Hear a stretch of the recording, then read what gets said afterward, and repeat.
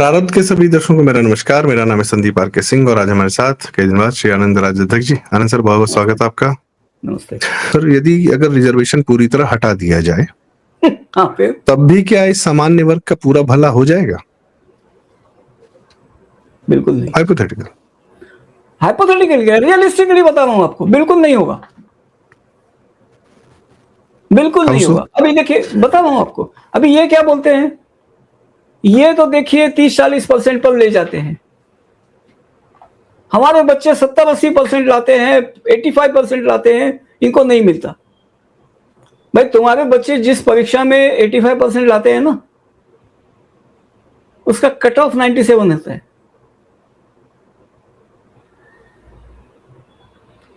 IIT में तो मैंने सुना है, अभी मुझे मालूम नहीं एग्जैक्टली, कोई बता रहे थे कि 99 पे कट ऑफ हुआ, मतलब 1% में।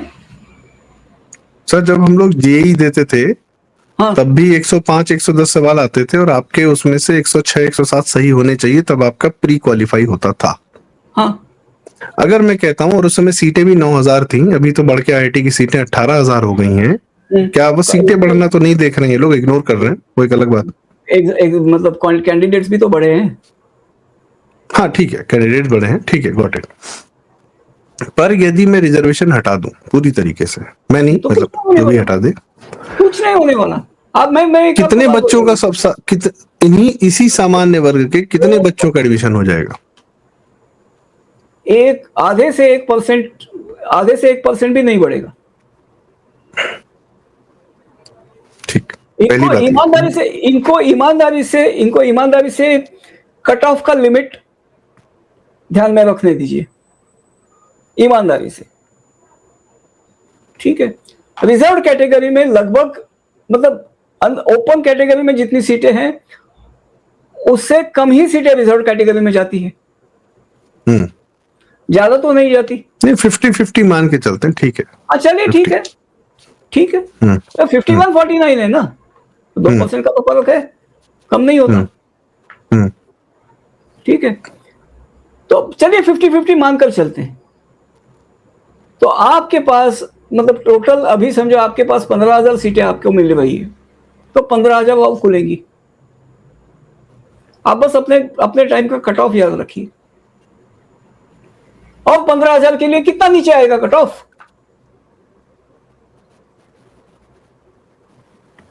अच्छा, एक चीज और है सर, ये बात तो क्लियर हो गई कि बहुत ज्यादा फायदा नहीं होने वाला है यदि पूरी तरह रिजर्वेशन हटा दिया जाए। जो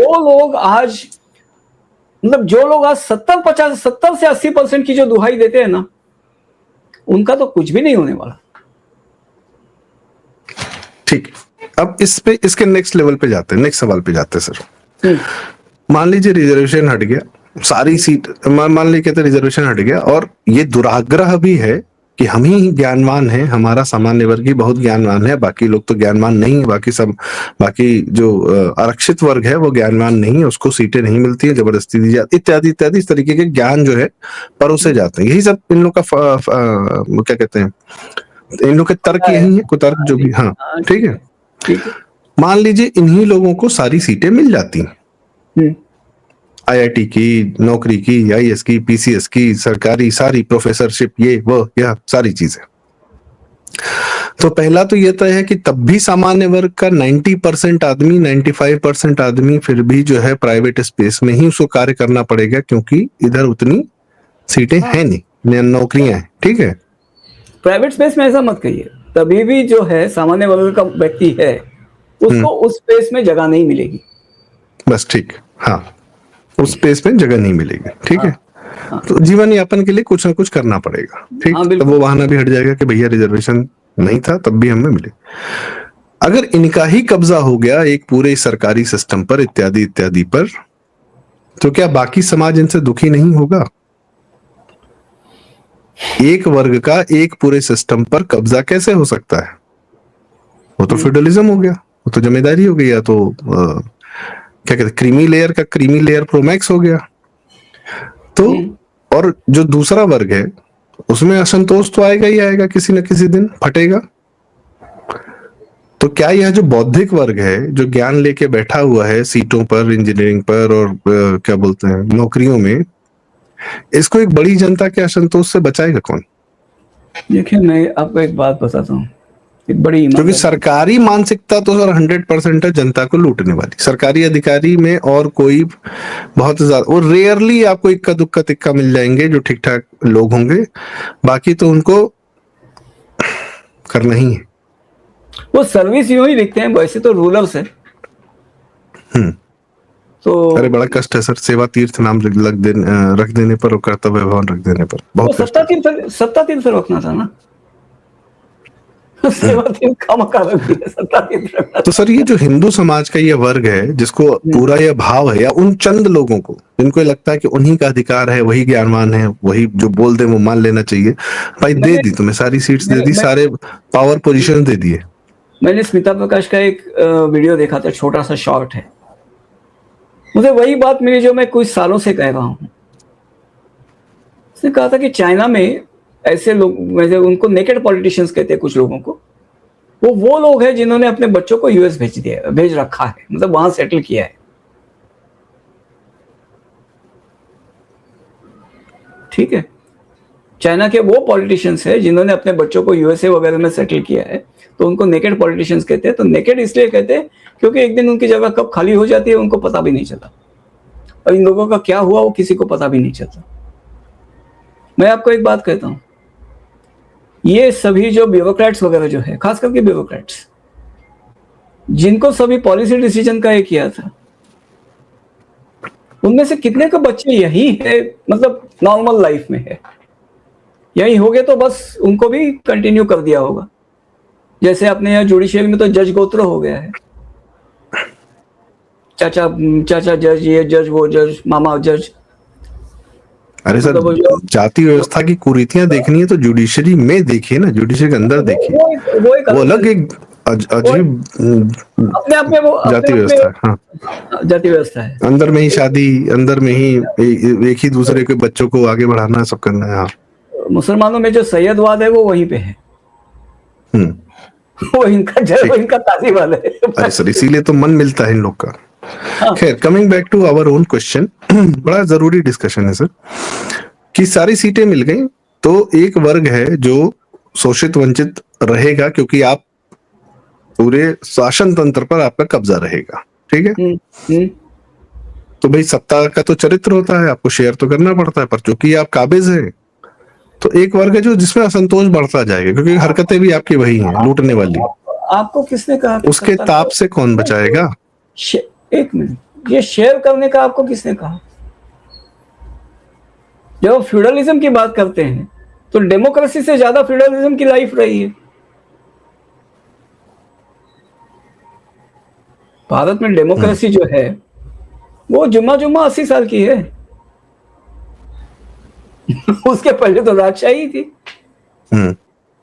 तो बोलेंगे वो तो राजा, हम राजा बने रहेंगे, तो ये सब प्रजा बने रहेंगे, रैयत बने रहेंगे। कौन सी तकलीफ है? यही होते आ रहा है, होता रहेगा। ओके, सो असली मंशा है अपना फ्यूडलिज्म वापस से स्थापित करने की। या बिल्कुल गुड, ये बात क्लैरिटी बड़ी। मुझे एक चीज और सर, बस इसमें एक बात और, एक बताता हूं मैं। देखिए, जन्म से मैं कौंडिन्य गोत्र ब्राह्मण हूं, गोत्र भी बता देता हूँ, कौंडिन्य गोत्र ब्राह्मण हूं मैं। ठीक है, लेकिन मुझे ना एक शब्द से बहुत घिन है, छोटी जाति। शब्द मैं कभी किसी को कहता नहीं, अब बोलने देता भी नहीं हूं किसी को, क्योंकि एक गाली है ये। देखिए, कोई अगर अंग्रेज मुझे कहे कि you bloody Indian just because I am an Indian, मैं तो कभी सहन नहीं करूंगा। अरे सर, मेरे मित्र हैं, अमेरिका में रहते हैं, 2-4 साल 5 साल हुआ है, उनके मुंह से निकल जाता यू इंडियन, तो मैं तो कभी सहन लड़ाई होगी। मैं तो कभी सहन नहीं करूंगा ये। अच्छा, तो स्वयं को सवर्ण कहना भी क्या इसी मंशा का भाव प्रकट करना है? देखिए, अगर आप में काबिलियत है और लोग आपको सम्मान देते हैं तो सवर्ण अवर्ण कोई मैटर नहीं करता। जब आप में दूसरी कोई काबिलियत नहीं तो आप ये बात देखते हैं, अब कुछ नहीं तो हम शाकाहारी है करके बैठ जाओगे। नहीं, हम विद्वान भी हैं सर, हमने कुछ कुछ किताबें पढ़ी हैं और हमने 2-4 लिखी अगर हैं। आपने नहीं, अगर आप में कुछ भी काबिलियत नहीं तो आप हम शाकाहारी है करके आप बैठ जाएंगे। जैसे वामपंथी नहीं अपना बाल कलर कर लेते हैं, कुछ नीले कलर कर लेंगे, कुछ लाल कर लेंगे, यहाँ छिदा लेंगे, कहेंगे हम इंटेलेक्चुअल हैं, we are making a statement. हाँ, वो ठीक है। ओके, देखिए, तो ये आदमी को अगर गैस हो जाए हम्म, तो वो दूसरे मुख से आवाज निकालने लगता है, वो भी स्टेटमेंट है। क्या करें, अभिव्यक्ति की आजादी है उसकी। क्या करें अब? जी। अब सर महत्वपूर्ण बात अब आती है इसमें, एक सवाल और है कि एक भी ये भी नैरेटिव देखिए, ये तो इस समाज के जो एक तरफ हैं लोग अपने आप को जो भी समझे, हमने उनकी चर्चा कर ली। जो बचा हुआ वर्ग है उसको भी एक दंभ दिया जा रहा है, एक उसको एक विक्टिमहुड दिया जा रहा है कि आपके साथ अत्याचार हुआ, जबकि ऐतिहासिक रूप से इसका कोई प्रमाण नहीं, तथ्य नहीं। और भाई 1000 साल से तो ये मुसलमान ही रूल कर रहे थे, इन्हीं के घरों में संडास बने हुए थे, इन्हीं का मैला ढोना पड़ता था, बाकी हिंदू तो खेत में करता था, तालाब में जाता, कहीं भी जाता, जो सबसे मेन एजेंडा बताया जाता है। भंगी तो मुसलमानों ने बनाए हैं, भंगी मुसलमानों ने बनाया। पाकिस्तान बनाने के बाद वो साला हरामजादा लियाकत अली खान, उसने ये चचा को बोल दिया था ना, हमारे यहाँ नेहरू को, नेहरू कहाँ, वो इसी को तो बोल रहा हूँ कि साफ कौन करेगा, उनको यही रखो। हाँ, उसने वहां रखा था पाकिस्तान में जो हिंदू बचे। चाचा भी इतना मतलब इतना दुष्ट आदमी था कि इसने उनको रहने दिया वहां पे महिला साफ करने के लिए। और इसका एक और उदाहरण है सर, इसका सबसे बड़ा उदाहरण, पाकिस्तान में तो जो हिंदू बचे वह दलित कम्युनिटी के थे और अपना किसी तरीके से हिंदू अपना धर्म बचाकर चले आ रहे हैं, कि भाग के चले आते हैं, उन्हीं की बच्चियां वहां लूटी जाती हैं, सब होता है। और ये मुसलमानों ने यह बोलकर कि हमारे यहाँ का मैला कौन साफ करेगा, बोलकर हिंदुओं को रोका, दलितों को रोका वहां पर पाकिस्तान में, ठीक है। उससे बड़ा उदाहरण भारत में सन 47 में जब कश्मीर बन गया और 370 मिल गया, उनके यहाँ पे वहां के सफाई कर्मचारियों ने हड़ताल कर दी, पंजाब से वाल्मीकि समाज के लोगों को लेके गए और यह लिखित में उनको बोला कि आपको यहाँ की नागरिकता नहीं मिलेगी और सिर्फ इस शर्त में मिलेगी कि आपको भंगी का काम करना है। दूसरी शर्त ये कि अगर आपके बच्चे पढ़ लिख भी गए तब भी इस प्रदेश में सरकारी नौकरी के नाम पर सिर्फ और सिर्फ सफाई कर्मचारी का मिलेगा। इसका केस है, एक लड़की थी, उसको पहली बार वो MBBS कर गई थी, वो जब अपने स्टेट जम्मू कश्मीर वापस गई तो पता चला कि 370 की वजह से उसको सिर्फ सफाई कर्मचारी का ही कार्य मिलेगा, क्योंकि उसके दादाजी यहाँ पे आए थे, 5 लाख 10 लाख से ज्यादा लोग थे, और यही मुसलमानों का राज चल रहा था कश्मीर में। जी सर, सॉरी। और यही हरामी कौम है जो कहती है जय भीम जय भीम। इनको बड़बड़ाती है जय भीम करके, यही हरामी कौम है। इनसे क्या कर दिया, भंगी के सिवा दूसरी नौकरी नहीं मिलेगी। ये बोला कभी हैदराबादी कि कश्मीर में तुम्हारे साथ ये हो रहा है? क्या पैदा अपना पाप इन्होंने हिंदुओं पर डाल दिया। हाँ, क्या पैदा नहीं हुआ था ये? इसमें coming back to sir our own point, अगर यदि 47 के बाद भारत में सो कॉल्ड सवर्णों ने अगर इन जातियों पर अत्याचार किया तो पावर में कौन था और कांग्रेसियों में भरा कौन था? वो सवर्ण नहीं थे, वो कांग्रेसी सवर्ण थे, जिन्होंने यह अत्याचार किया, होने दिया या जो भी व्यवस्था बनाई। नेहरू इंदिरा ने यह कार्य कराया, तभी वोटर आईडी कार्ड बाद में बना, तब जाके मायावती कांशीराम को क्या संघर्ष करना पड़ा अपनी राजनीतिक। ये सवर्ण नहीं, ये कांग्रेस वर्ण है। ये बात, ये सवर्ण नहीं है, ये कांग्रेस वर्ण है, कांग्रेस सवर्ण। ये सही थी आपने। क्योंकि देखिए, सवर्ण अगर कहे ना तो अब सवर्ण मैं भी हूं, पैदा हुआ हूं, मुझे मालूम है कि मेरी मतलब कौंडिन्य गोत्री ब्राह्मण हूं, ये मेरी पहचान है, मुझे मालूम है। मुझे उसकी शर्म नहीं है और ना अभिमान है, गर्व भी नहीं, क्योंकि मैंने ऐसा कोई काम नहीं किया है कि जिसके लिए समाज मुझ पर गर्व करे। जन्म से मैंने क्या किया, पैदा हुआ, ठीक है। अगर मेरे से कोई ऐसा काम हो जाए कि सब देश मुझ पर गर्व करे, मेरा समाज मुझ पर गर्व करे, तो जन्म सफल हुआ है भाई, नहीं तो क्या है। नहीं, आपके लेखन से मैं तो बहुत प्रभावित हूं सर, और आपके मेंटरशिप में। जी छोड़िए, वो छोटा मोटा काम है, ठीक है। लेकिन आपके लेखन को वो हजारों लोग पढ़ते हैं सर, बहुत लोग की बुद्धि खुली है, और मुझे लगता है इस वीडियो को देखकर भी बहुत लोग की बुद्धि खुलेगी, क्योंकि आप एकमात्र हैं जो इस विषय को, you are taking bull by the horns. ये जो सांड घूम रहा है कांग्रेस वर्ण वाला, सबको सींग मार रहा है, गरिया रहा है, कुछ भी बोल दे रहा है, इसका सींग पकड़ के इसको गिरा के ध्वस्त करना बहुत आवश्यक है। अब एक और सवाल सर, इसी में कंटिन्यूटी में, चूंकि मुसलमानों की बात आ गई है, ये जो कांग्रेस सवर्ण है जो मोदी हराना चाहते हैं, इनको मुसलमानों का यह जो, ये तो सर शत्रुबोध जगाते हैं, तो इनको नहीं समझ में आ रहा है कि अपने अपने एरिया में, अपने अपने इलाके में, जिस जिस राज्य में रहते हैं वहां तो भाजपा सरकार चाहिए, क्योंकि सुरक्षा चाहिए इन्हीं मुसलमानों से। वहां तो अत्याचार देख रखा है इन्होंने, चाहे बिहार में देखा हो, चाहे कहीं और देखा हो। बिहार में जंगल राज, माफिया राज किसने थमाया था? तो उसको भी गाली देते हैं, लालू को भी गाली देंगे, और संघ को भी गाली देंगे, भाजपा को भी गाली देंगे। तो ये नहीं दिखता कि यदि जो सुरक्षा कवच मिला है, जो हिंदू पूरा समाज एक साथ इकट्ठा हुआ है, दलित हो, एससी हो, एसटी हो, ओबीसी हो, जो भी हो, हिंदू समाज इकट्ठा हुआ है, यह आपको प्रोटेक्शन देता है एज अ हिंदू। इसका नंबर 80%, सवर्ण में चले गए तो 15 ही तो हो, तो बट गए तो काटे जाओगे 100% सर। पाकिस्तान और बांग्लादेश में सवर्ण क्यों नहीं है सर? कन्वर्ट हो गए क्या? सबसे पहले अभी देखिए, कश्मीरी पंडितों में, कश्मीरी मुसलमानों में आपको कितने वाल्मीकियों के नाम मिलेंगे? अरे भट्ट हैं, वो तो बकायदा अपना पूरा टाइटल रखे हुए हैं, मकबूल भट्ट, पता नहीं क्या क्या। तो इसका मतलब है कि वो सवर्ण हुआ करते थे कभी? वो उन्होंने अपना, देखिए वो भट्ट होता है, BHAT होता है, वो भट्ट हो गए, मतलब उन्होंने अपना भट्ट उनको दे दिया, ठीक है। सबसे पहले कन्वर्ट होने वाले यही लोग थे क्या सर? हिंदुओं में सबसे पहले कन्वर्ट यही होते हैं। देखिए, परशुराम जी का कर्ण को शाप देने का प्रसंग याद रखिए। हाँ, बताइए सर। परशुराम ने कर्ण को शाप क्यों दिया? क्योंकि कर्ण ने उनको झूठ बोला। कि झूठ की परीक्षा कैसे हुई? ये उसके गोद में सर रख के सो गए, वो कोई कीड़ा आया तो कर्ण की जंघा काटने लगा, उतरने लगा। भयंकर दंश से उसको वो पीड़ित हो रहा था, लेकिन वो बिलबिलाया नहीं, चुप रहा, शांत रहा, ताकि गुरु की निद्रा न टूटे। लेकिन उसके कुतरने से जो रक्त का प्रवाह बह निकला, उसकी गर्मी से और उसके गंध से परशुराम जी की नींद टूटी, और उन्होंने कहा कि तूने ये जो झेल लिया है, तूने मुझसे झूठ बोला, मेरी नींद का तूने ख्याल रखा तो शिष्य है वगैरह वो तेरे गुण है, लेकिन तूने मुझसे झूठ बोला, क्योंकि तूने झूठ ये बोला था। परशुराम जी ने यह कहा कि तू क्षत्रिय है क्योंकि तू इतना कष्ट सह सकता है?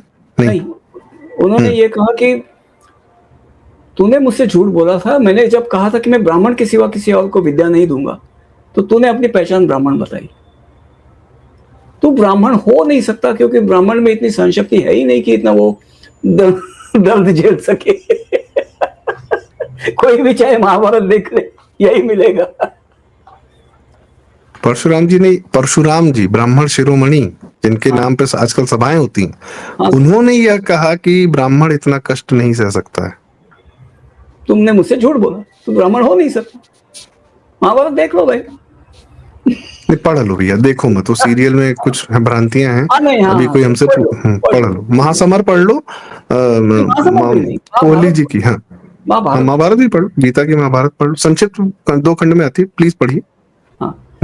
तो ये आपको प्रसंग मिल जाएगा। तो ये नहीं तो अपने व्यालोक जी से पूछ लीजिए, उनके पिताजी तो उसको निरूपण करते हैं हर संडे को। हाँ, व्यालोक वाणी पर हर संडे पर महाभारत की चीज आती है, और इस प्रसंग का भी एक कौन सा कहा जाएगा कि एक वीडियो बनी। ठीक, नहीं करेंगे ना करेंगे, लेकिन पर्सनली तो आप पूछ ही सकते हैं। तो हाँ, क्योंकि प्रसंग बहुत छोटा है, लेकिन एक ही प्रसंग है। तो coming back to today sir, Mahabharata काल से वापस आते हैं। जी। तो इस्लामिक आक्रमण नहीं दिख रहा है इन कांग्रेस सवर्णों को? रवीश भारती नए आए हैं मार्केट में, नया रवीश आया सर मार्केट में। ये भारत का जेलेंस्की है। जेलेंस्की क्या था? ऐसे ही टाइप का आदमी था। क्या कर दिया उसने यूक्रेन का? तो मंशाएं तो वही है। हाँ, जो कहते हैं कि मोदी जी को ये करना चाहिए, मोदी जी को वो करना चाहिए, तुमसे सुनेंगे? सर इन लोग को अपने अगले दिन का नहीं पता होता कि हम क्या वीडियो बनाएंगे। 2-4 घटनाएं होती हैं, कुछ किसी की बात पकड़ते हैं, ट्विटर पकड़ते हैं, तब कुछ मिलता है, तब एक कंटेंट बनाते हैं कमरे में बैठ के, और बस वही इनका जीवन है। छोड़िए और बात। ये पॉलिसी बताएंगे पूरी दुनिया को कि हम इसको ये अरे सर एक शब्द और सुनिए सर, मैं बहुत दिन से कहता हूं कि भागवत जी को रिटायर हो जाना चाहिए। हाँ, ये भी वो ठीक है, अभी जाने दीजिए। वो उस बारे में मैं कुछ कहना नहीं चाहता, सहमति निकल आएगी। एनीवे, छोड़िए बात को। तो लेकिन बात यह है अपने यहाँ के लोगों को क्या है ना, जो हमारी सुनो वाली जो बात है, क्यों भाई, क्या है तुम्हारे पास कि तुम्हारी सुनी जाए? कुछ दिखाओ, सुनने लायक है तो सुनेंगे, जनता सुनती है। सर एक चीज और पे देखता हूँ, कोई अपनी जन्मभूमि पे वापस जाके अपनी जन्मभूमि सुधारने का कार्य नहीं करता है, जो दुनिया को कहता है कि हमारी सुनो, हम जो कह रहे हैं वो करो, वैसे जीवन सुधरेगा, देश सुधरेगा। अपनी सब अपनी अपनी जन्मभूमि से भागे हुए लोग हैं सर। माता पिता सबको छोड़ छाड़ के भाग गए, कहीं और सेटल हो गए बढ़िया जगह मस्त। वो मैं नहीं जानता, लेकिन बात यह है कि बिहार का तो यही है ना। एक जमाने में मैंने सुना था बिहार साल में 300 आईएएस बनाता है। होगा, कभी निकले होंगे। लेकिन इतने अगर आईएएस बनाते तो उससे बने हुए आईएएस बिहार वापस क्यों नहीं आते? बिहार को सुधारते क्यों नहीं? अब तो सुधार लो, अब तो माफिया राज, जंगल राज सब खत्म हो गया, अब चले जाओ। कुछ नहीं खत्म होगा। आप एक बात समझ लीजिए, तेजस्वी को मतलब बीजेपी जो जीती है, वोट परसेंटेज में बहुत छोटा डिफरेंस है। अरे सर 2020 में जब नीतीश तेजस्वी के साथ नहीं थे, तब भी तेजस्वी को अकेले 82 सीट दी गई थी, वो बस 4-5 सीट से बच गया था सीएम बनने से। वो एससीआई के काट के चला गया था, कांग्रेसी हार गए थे सब। बच नहीं गया था, रह गया था, उससे रह गया था, उससे वंचित रह गया था सीएम बनने से। हाँ, बिहार बच गया। लेकिन कहने का मतलब यह है कि आज भी बिहार में वही दुष्टता है। जनता के साइकी में वो दुष्टता बैठ गई है कि हम किसी को लूट सकते हैं, हम किसी का छीन सकते हैं। ये छीना झपट वगैरह ये जो है, इसको नॉर्मलाइज कर दिया। ये तो समाजवाद है सर। नहीं, इसको नॉर्मलाइज कर दिया लालू ने, समाजवाद कह के। गरीबों का मसीहा बता दिया दिल्ली के सर, यहीं के पत्रकारों ने लालू को गरीबों का मसीहा बता दिया, बताया कि अरे आवाज दी उसने जनता को। कौन सी आवाज दी? हथियार दिया लूटने के लिए। वहां से गोलियों की आती हुई आवाज इनको सुनाई नहीं दी क्या? देखिए, लालू ने बिहारी को वो गाली बना दिया जो इंग्लैंड में मुसलमान को बनाया है, कि उनके पॉलिटिशियंस उनकी गुंडाई के लिए खड़े हो जाते हैं। लालू ने बिहारी का वो हाल बना दिया। मुंबई में लालू आता था सभाएं करने के लिए, क्यों? बिहारियों को भी मेरा सवाल यही रहेगा कि तुम्हारी धरती इतनी उर्वर है, इतनी सुजलाम सुफलाम है, और ये कहीं का कहीं ले जाते। क्या किया, क्यों हुआ? हर कोई ये बात लेके बैठेगा कि भाई जो जमींदार थे उन्होंने शोषण किया, ये किया, वो किया, तो ठीक है। लेकिन आने वालों के पास कोई खास एजेंडा नहीं था। नीतीश कुमार पहली बार जब चुन के आए, हेलो जी सर, मैं सुन रहा हूँ जी। नीतीश कुमार पहली बार जो चुनकर आए, उनका क्या प्लान था? सुशासन का एजेंडा लेकर आए थे। मतलब लालू दुशासन था। चीरहरण तो कितने का हुआ वहां पे? तो चीरहरण में द्रौपदी को कृष्ण ने बचाया तो सही, यहाँ कौन बचा इसके गुंडों से?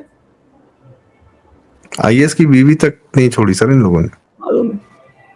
अच्छा एक सवाल और है सर, इसी चूंकि ये बात हो रही है, बड़ा आवश्यक है दर्शकों, हम कोई स्टेट की बात नहीं कर रहे, पश्चिम बंगाल में तो मुसलमान भरे, क्योंकि बांग्लादेश से था, पोरस बॉर्डर था, वामपंथी थे, ममता आई, भर्ती चली गई, सब कुछ था। ये बिहार के बॉर्डर पे मुसलमान कैसे बांग्लादेशी बस गए बिहार के अंदर? आने क्योंकि दिए। बांग्लादेश से तो कोई बॉर्डर है नहीं आपका, नेपाल से आए, बंगाल से आए, तो बसने किसने दिया? इन्होंने ही दिया। कुछ कुछ इलाके हैं ना 30% बताते हैं, वहां 60% हो गया, 90% हो गया है, तो सिंपल बात बता, किन हिंदुओं की जमीनों पर हुआ है? एक सिंपल सी बात बताता हूँ। आप अपने फ्लैट में बाहर दिखे ऐसा कोई मॉडिफिकेशन कर दीजिए, ठीक है, आपके पास निगम वाले आ जाएंगे, कहाँ से परमिशन दी, क्या किया, कैसे किया, ठीक है, कुछ पैसे लेकर जाएंगे और नुकसान भी करके जाएंगे। तो ये है, गैरकायदेसर है, अवैध है, ठीक। लेकिन इनको देखिए, मनुष्य के लिए दो चीजें तो लगती है कोई सभ्य शहर में, पानी, कम से कम पानी लगता है।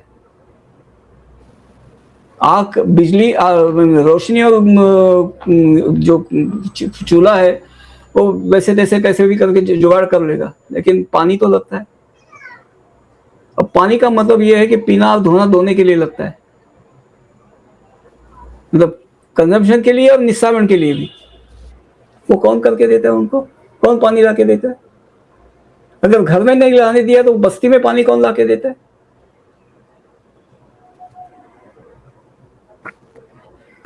क्या ये यही नगर सरकारी निगम वाले? अधिकारी। नहीं, यही निगम वाले होते हैं ना जो आपका जीना दूभर कर देते हैं। इनको कौन पानी ला के देता है? बिजली पानी इनको कौन देता है? बाकी सुविधाएं कौन देता है? सरकारी अधिकारी। देखिए ये क्या है ना, ये खो खो है इनका। जिम्मेदारी नहीं, मैं नहीं, उसने दिया, इसने दिया, इसने दिया, वो बस पासिंग द बक चालू होता है। अधिकारी बोलते हैं हम क्या करें, हमको तो ये बोले तो हमको करना पड़ा, वैसा करना पड़ा, वैसा करना पड़ा। तो हर कोई मतलब कहीं ना कहीं तो बक स्टॉप होता है, वो पॉलिटिशियन के यहाँ होता है, वो लाकर बसाता है, उसके ही भरोसे ये आते हैं। वो सरकारी अधिकारियों के भरोसे लाके बसाता है सर, अकेले वो क्या कर लेगा? वो देखिए, वो भूमि वो जमीन बना देता है, वो अवैध माइग्रेंट वहां आता है उसके भरोसे। जी, तो सर आज की चर्चा हमारी लंबी रही, बड़ी आवश्यक बात थी। तो कुल मिला के क्या है कि यह हिंदू का जो उत्थान हो रहा था, इसमें एक बहुत फर्जी बात को लेकर एक शब्द को ले लीजिए। भारत में घुसपैठिया कोई नहीं है। अवैध जो है ना, वो घुसपैठिए नहीं है, वो घूसपैठिए है। घूस देकर पैठ बनाते हैं। नहीं सर, जो बाहर से आ रहा है वो घुसपैठिया है, और जो अंदर बैठ के उनको ला रहा है वो घूसपैठिया है। वो घूस लेकर उनको अंदर ला रहा है। नहीं, वो घूस देकर पैठ जमाता है आपने, वहां घूस का इंतजाम करके आते हैं वो। घूस पैठिया, घूस देकर वो पैठ जमा रहा है, तो वो घूस पैठिया है। सही है, वो घूस पैठिया है। चलिए बोलिए, क्या बोल रहे थे आप? घूस लेता कौन है सर? पॉलिटिशियन लेता है। उसी घूस को लेने के लिए क्या ये सरकारी अधिकारी बनने की इतनी उत्कंठा होती है? हाँ बिल्कुल होती है। Okay. आप मुझसे ज्यादा आज भी आप लोगों से परिचित है, आप जानते होंगे। खैर, ये तो सर पब्लिक नॉलेज है, जिसको छोड़ देते हैं। एक आखिरी सवाल, उसके बाद आज की चर्चा का समापन करेंगे। ठीक है। तो यूजीसी गाइडलाइन जरूरी है सर, या भारत पर यह जो सब भारत की सभ्यता पर इस्लामिक हमला हो रहा है, और आज एक सत्ता सरकार के माध्यम से हम उठ रहे हैं, उत्थान हो रहा है, विश्व में स्थान बन रहा है, भारत के अंदर इकोनॉमिक प्रोग्रेस हो रही है ताकि लोगों का अपना जीवन यापन स्वयं कर सके, बहुत सारी चीजें हो रही, क्या जरूरी है सर? मुसलमान से बचाना या यूजीसी गाइडलाइन के विरोध में रहना? देखिए, यूजीसी गाइडलाइन, जहां तक मेरा आकलन है, मुझे लगता है ये लाई कब गई थी, मतलब ये हल्ला कब हुआ? ये EU के साथ FTA हुआ था। मुझे ये लगता है कि अभी मतलब क्या है कि मोदी जी भारत की घड़ी बसाने में लगे हुए हैं। देखिए, अमर तो है नहीं, उम्र का उनको भी ख्याल है, ठीक है, तो वो जानते हैं, तो घड़ी बसा रहे हैं ताकि क्या कहते हैं वो, अब तुम्हारे हवाले वतन साथियों वाला मूड है उनका। नहीं सर, पेड़ लगा रहे हैं, फल खाएगी जनता जो 2047 में रहेगी जिंदा। तो पेड़ लगाने की जहमत तो उठा रहे हैं, अब मतलब बाकी आला बेला करके पानी, खाद पानी बराबर दे रहे हैं, मेहनत तो कर रहे हैं ना उसके लिए, वो वहां मसरूफ है। और यहाँ सॉरी टू से, लेकिन अपने मतलब जब ब्यूरोक्रेट्स होते हैं ना, मंत्रियों को ऐसे नचाते हैं ये, और हम मंत्री अमित शाह या नरेंद्र मोदी नहीं है। अरे सर, बड़ा फेमस है कि आईएएस मोदी जी को बेवकूफ नहीं बना सकता है, और इससे आईएएस लॉबी को बड़ी तकलीफ है सर। हाँ, तो अब क्या है कि भाजपा में ऐसी कोई व्यवस्था नहीं, देखिए कांग्रेस और इसमें क्या था, बड़ी व्यवस्था थी। मतलब कोई सरकारी अधिकारी अगर जो नप जाता था ना करप्शन के लिए, तो वो एक्चुअली उसका औकात दिखाई जाती थी और पूरा डेटा सिस्टम ही देती थी। उससे कोई सिस्टम में ही कोई चिढ़ जाता है तो उसको साबित कर दे, मतलब उसको औकात दिखाते, उसके पर कतरते और ठिकाने लगा देते। सिस्टम ही करती है, मंत्री को थोड़ी फाइल्स मिलेंगी, वो सिस्टम में मुहैया कर दी थी। नहीं तो अदरवाइज तो क्या है, वो एक दूसरे को बहुत संभाल कर रखते हैं, सिस्टम और रक्षति रक्षितः, तो वही है उनका। तो दर्शकों, एक बड़े जरूरी विषय पर बड़ी जरूरी बात की गई, और हमें लगता है कि इस पे कुछ और चर्चाएं आवश्यक हैं, क्योंकि कुछ मुद्दे हैं छूट रहे हैं, लेकिन कोई बात नहीं। अभी एक वर्ग की बात हुई है डिटेल में, फिर दूसरे तीसरे चौथे वर्ग की बात होगी, फिर यह कि भारत के लिए क्या जरूरी, कौन जरूरी, किसका इंटरेस्ट है कि हिंदू बट जाए, किस मुसलमानों का तो 100% इंटरेस्ट है। मुस्लिम वोट बैंक को एक हिंदू का एक पोर्शन चाहिए होता है, हिंदू नहीं चाहिए होता है। हिंदू का एक जाति चाहिए होती है। जिस सेकुलर पार्टी को देखेंगे वो हिंदुओं को जाति में बांट कर ही, वो भी मेहनत करके हिंदू वोट बना सकती है, पर नहीं करेगी। क्यों? क्योंकि उसका जो पहला वोट बैंक है, मुसलमान वोट बैंक, वह कहता है कि इनको बांटो, पहले बांट के लेकर आओ, यादव जी को लेकर आओ, जाट जी को लेकर आओ, कहीं पे मराठा जी को लेकर आओ, कहीं किसी और, बंगाल में तो पता नहीं किसको लेकर आओ। अरे बंगाल सर क्या अद्भुत जगह है सर, वहां पर आज तक सीएम सवर्ण के अलावा कोई हुआ ही नहीं, और पूरे बंगाल की क्या हाल है वो हमें देख भी रहा है। बुद्धिजीवियों में, कम्युनिस्टों में सर बड़े भरे हुए हैं हमारे कांग्रेस वर्ण वाले। क्या बात दोस्तों मित्रों किसी वर्ग के विरोध की नहीं है, जो भारत के विरोध में खड़ा हो रहा है उसको तो काउंटर करना पड़ेगा, और यदि वो समझ कर रहा है तब तो और ज्यादा जरूरी, नासमझी में कर रहा है तो कम से कम उसकी नासमझी दुनिया तक पता चले। एक ये छोटा सा प्रयास था आज की इस चर्चा में। तो बहुत बहुत धन्यवाद, आज आपने हमें सुना। आपकी क्या है राय, कमेंट्स में हमें जरूर बताएं। कृपया वीडियो लाइक करें, शेयर करें, कुछ जरूरी बातें आज की गई हैं, और चैनल जरूर सब्सक्राइब करें। प्रारब्ध और आनंद आख्यान। बहुत बहुत धन्यवाद, नमस्कार, जय श्री राम। जय श्री राम।